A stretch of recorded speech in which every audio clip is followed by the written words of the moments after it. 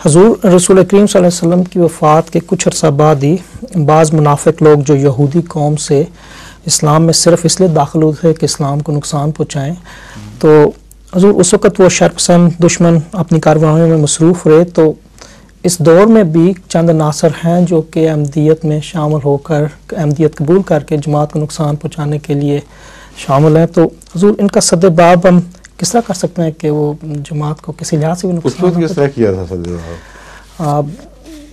दुआओं से दुआओं से अलर्ट रहना चाहिए कि अपनी बाउंड्रीज को रखें। पहले जी किया जा चुके हैं, वही आज भी इलाज है। जी जी शरारतें भी पहले जैसी हैं, जवाब भी वही हैं। कुरान करीम भरा हुआ है इन मिसालों से। पहले लोगों ने ये किया था, खुदा ने फिर उनके साथ ये किया। पहले लोगों ने ये किया, मोमिन ये करते थे। जी जो पहले करते थे वही रसूल सल्लल्लाहु अलैहि वसल्लम के ज़माने में भी करते थे, वही आइंदा भी करेंगे। तो कई बार इसके जवाब दिए जा चुके हैं। जी सिर्फ ज़्यादा मुस्तैदी और दुआओं की ज़रूरत है। जी ठीक।